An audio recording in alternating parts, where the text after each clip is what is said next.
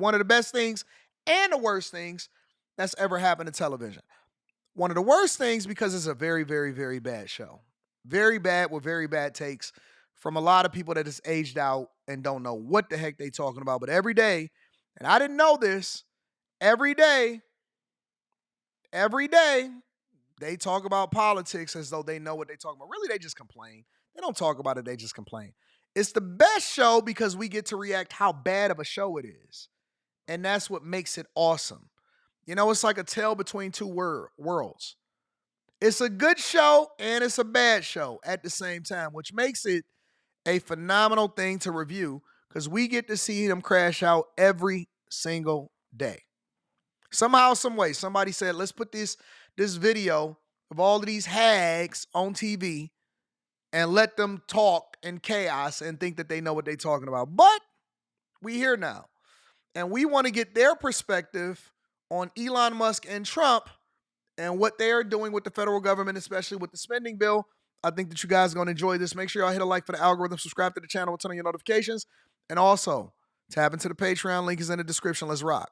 As D.C. barrels towards yet another government shutdown, a bipartisan bill to keep the lights on was scrapped. And it has a lot of folks asking, who is in charge? Because I've been saying it for a while. Yes, you have. I've been saying that I think Elon Musk believes he's president. I do. Well, you've been calling him vice president. I've called him vice president. I called him president because I don't know what JD is doing. I hardly ever say, I don't remember the last time we even talked about JD. You're right. He's planning the presidency when they get rid of Trump.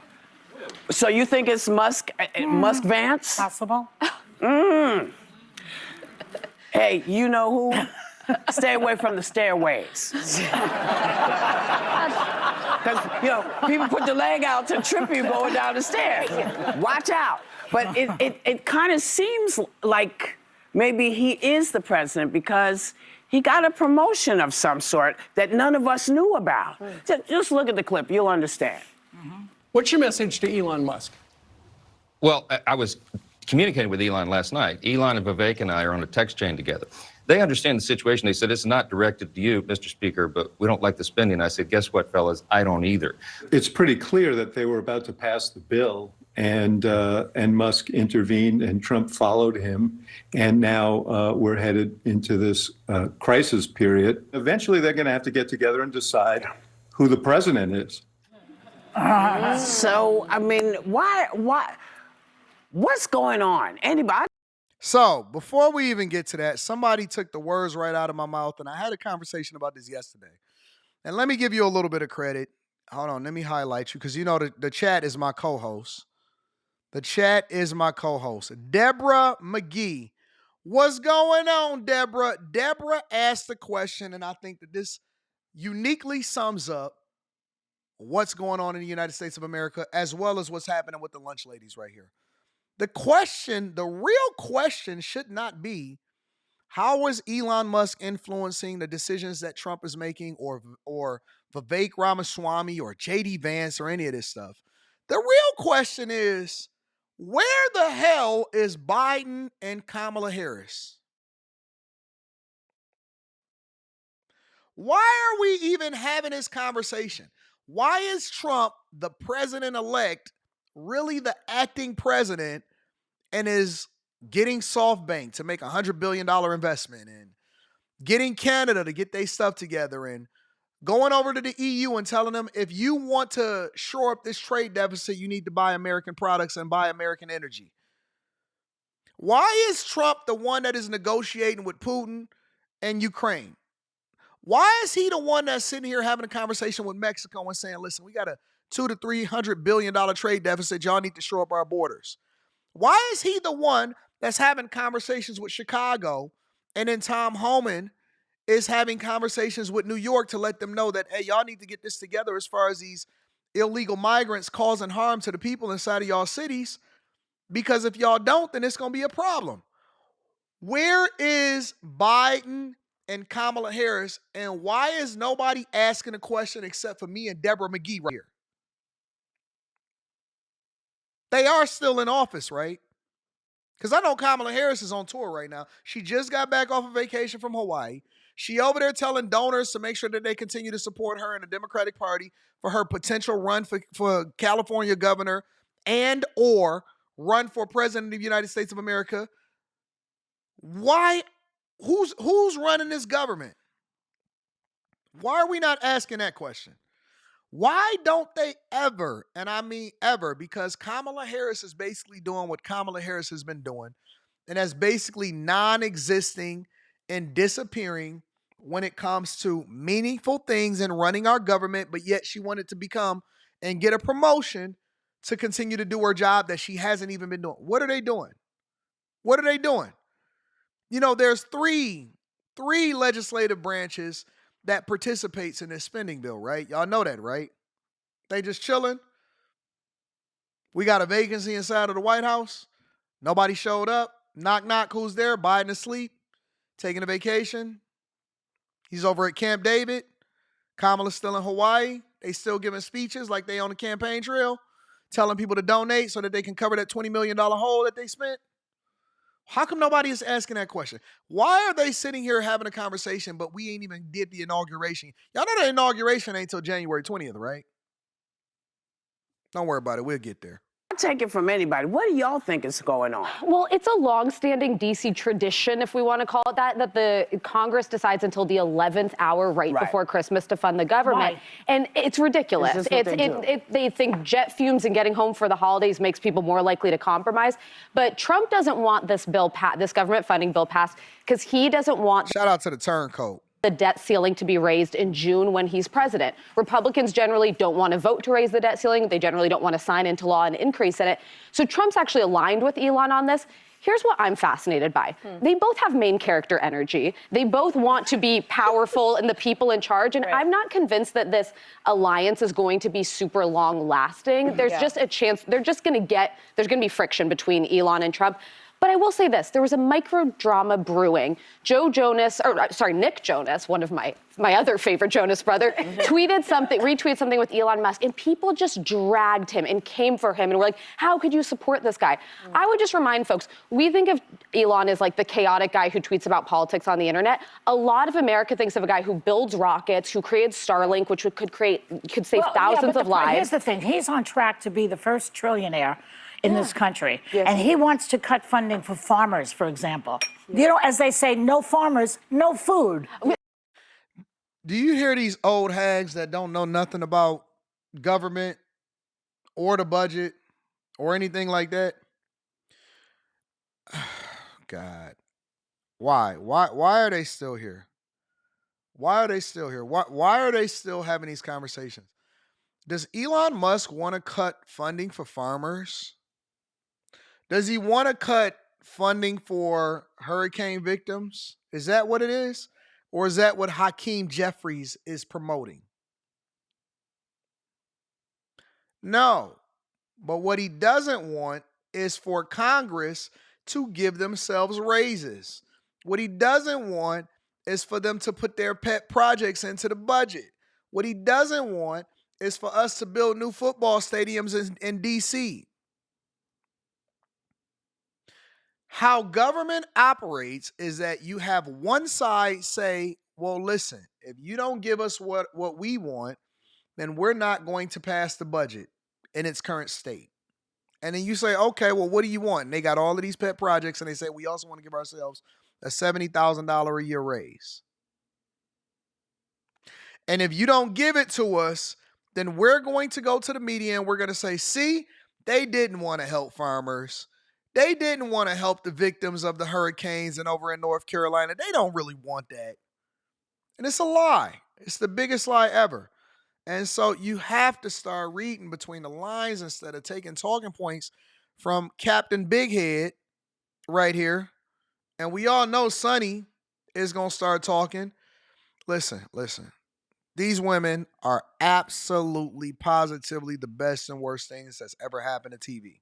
Yeah. No, And other working people. I was thinking the same thing, Joy. I was thinking the same thing. Hold Say on. no farmers, no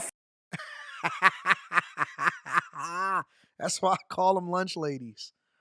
I was thinking the same. Sabrina, you read my mind. I looked over in my screen and I seen that button was like, oh, we holding on for dear life. Just unbutton that thing. Let it fly. Let it fly out. Let it fly out. Don't let your button be like this. Because you're going to hurt somebody in the audience when that thing pop out and they go, pew, just like the cartoons. That's what that button is saying.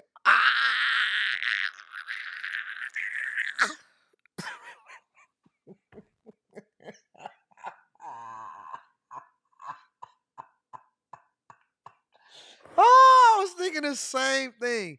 You read my mind. We on the same page. Shout out to the chat. Food. Yeah. No, You know, but and other working people.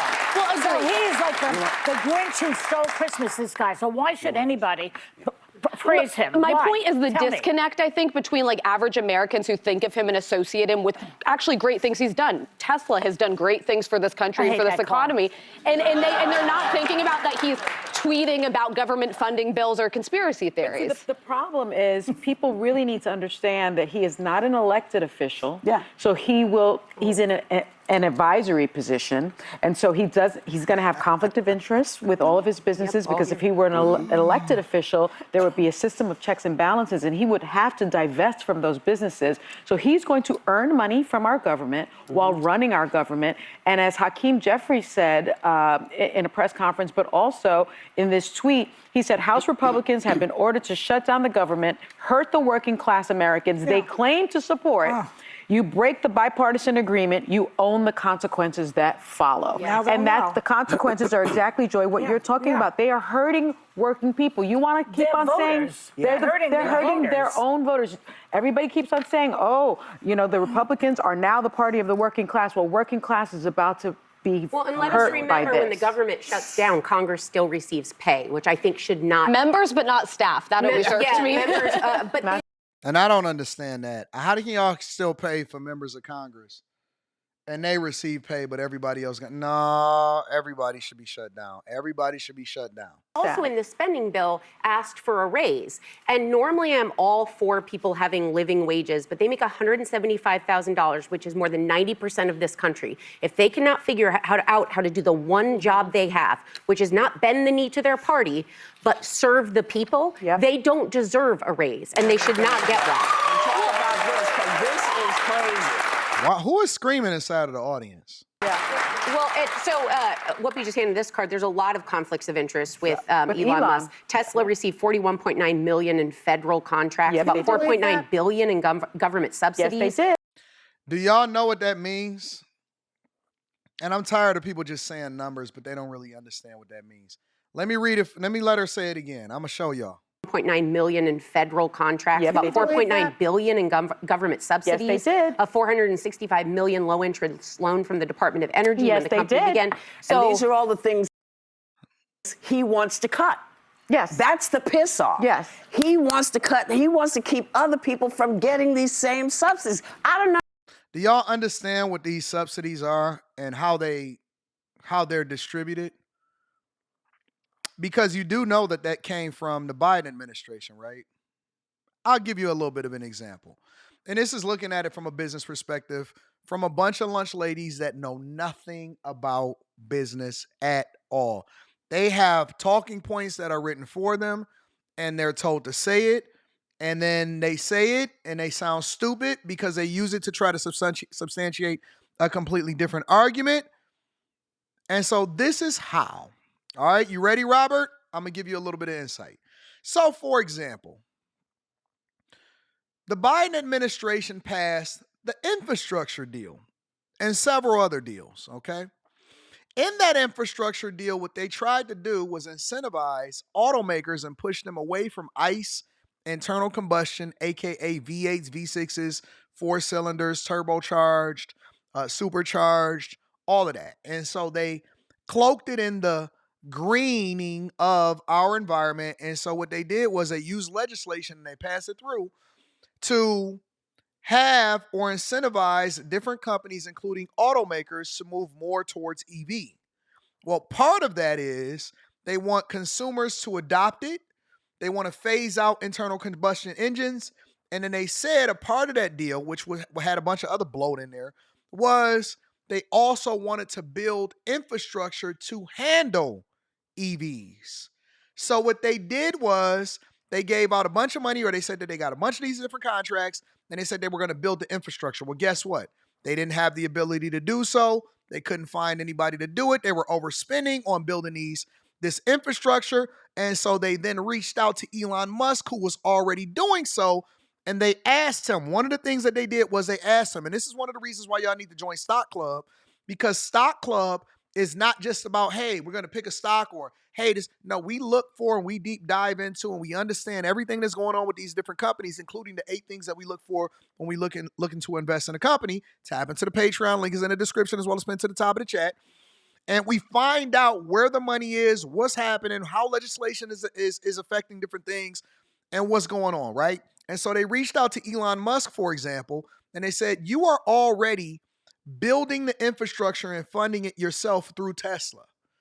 What if we give you some of this money that we pass through? And remember, this is the Biden administration. What if we give you some of this money to help us with the infrastructure so that you're not just doing it independently? It also allows for other vehicles outside of Tesla's to charge on your infrastructure, which helps us continue to push this green agenda into the United States of America. So they reached out to Elon Musk to work with him to ensure that they continue to build out this infrastructure that they passed through in this infrastructure deal that was done during his administration over the last 4 years. So when you see them say this, it wasn't because Elon Musk was chasing it. It's because the Biden administration didn't have the ability to deliver on the things that they promised the American people, and they pushed this through. This is why I read the legislation. This is why I read these bills. This is why I read the documents. And then I use that in order to substantiate my argument and started a Patreon to help people to understand what they should and shouldn't invest in. Another thing that they did, for example, the federal government, they wanted to continue to push this green agenda. And so what they did was they incentivized people to buy EV vehicles, and then they also had credits that went to automakers that were building EV vehicles, and they said, well, we'll give you a tax rebate of X amount of dollars, $3,500, $7,500, depending on whatever it is that's going on. And that went out to all automakers: General Motors, Toyota, Honda, Hyundai, Tesla, Ford, every single automaker, Mercedes, Porsche, Volkswagen. And so what they did was they were trying to incentivize pushing EVs into the United States of America because other countries were already massively adopting it. Trump is saying we need choice. So people should be able to buy whatever vehicle they want, whether it's an EV or an internal combustion engine vehicle. And so this is why, for example, you see Dodge and Stellantis phasing out the Challenger with the V8, supercharged V8 in it, or the Scat Pack, and they started to go to electric instead of having choice. So they gave credits for people to then adopt these EVs, and they gave them in the form of tax credits, $7,500 if you buy it, you can get it off the price of the car, whatever, so on and so forth. And so that then feeds into the subsidy. That then feeds into the amount of money that the government gives to these automakers that automatically sell them to the consumers, which include leasing or buying a vehicle. It goes back to the manufacturer a lot of times, and so they then include that in their earnings report, or they sell credits to other automakers that's not selling EVs for them to meet the standards inside of certain states in the United States of America. So when you see them say this stuff, they're just talking, and it would lead you to believe that, oh, the government is just giving them money. No, the government is benefiting off of their ingenuity and their ability to meet a consumer demand and taking advantage of the bills that they passing through that didn't even have anything to do with Trump in the first place. So when you see them say that, when you see them have a conversation and say, Tesla got this money, that's not true. It's not just that simple. The context matters.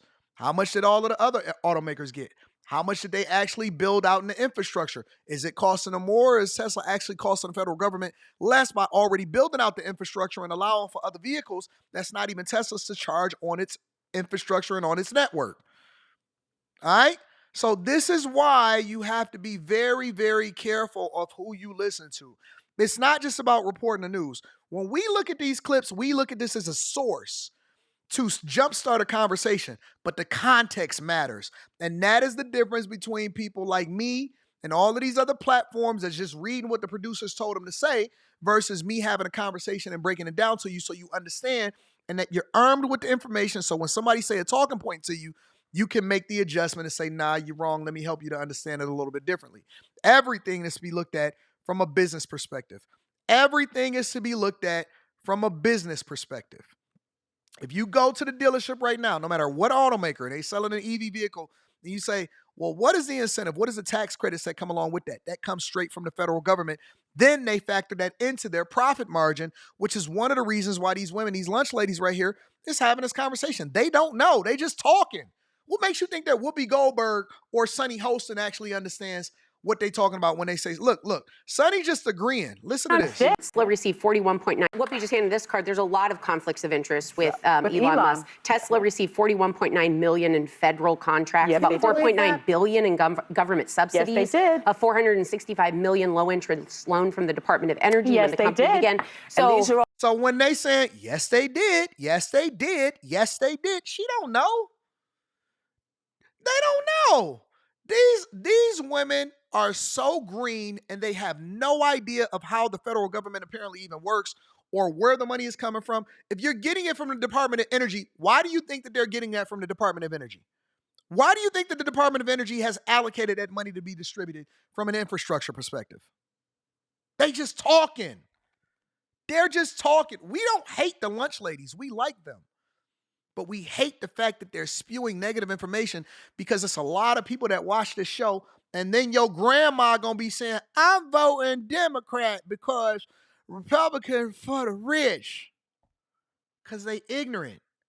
And ignorant not being a negative thing towards you. You just don't know no better because you haven't ran into a Millionaire Morning Show to break it down for you. You just watching a View and you think that Joy and them know what they talking about. Whoopi don't know her right from her left. She don't know her right from her left. They just talking. If it ain't a script that's given to her talking about, you gonna get everything back to you. You better do right by us.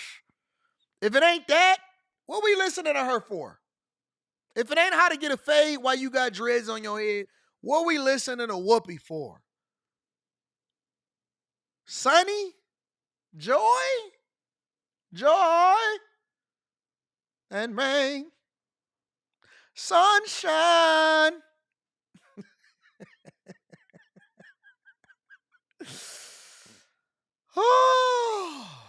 Now, I'm not the sharpest knife inside of the tool shed. I just try to break it down from a C student's perspective so that we all can understand it a little bit better because they're going to try to trick y'all. It's not that complicated. If I can understand it, you can understand it. All the things he wants to cut. Yes. That's the piss off. Yes. He And wants they to pissed cut, he off. wants to keep other people from getting these same subsidies. I don't understand. You know, listen, they keep talking about how the elites are in. Well, now the elites are in, and this is how elites treat you. Yes. And they just talking. They just agreeing. Don't know nothing. Don't know nothing. Just the dumbest group of people giving out information. This is why you got to be careful who you give a microphone to. This is why you got to be careful who you give a microphone to because they don't know better. And they look at each other with their shoulder pads on and they Ozempic heads and Whoopi over there dressing like a hobo in New York City, and they give y'all information and y'all think that these people are smart just because they are on TV. Just because they're on TV. Joy's button about to burst. This woman have oversized coats on a majority of the shows that she on. That red one in the red, she halfway got some sense, but she a turncoat. She a traitor. She a chameleon. You don't know if you can trust her or she gonna stab you in the back. Whoopi over there always got on some denim, some acid wash denim with ballerina socks on. And we supposed to take these people serious? We supposed to take them serious. They don't even, we're not even sure. We're not even sure if they look in the mirror before they come out the house every day. And we supposed to take their advice on how the federal government is running. Man, get out of here with this nonsense.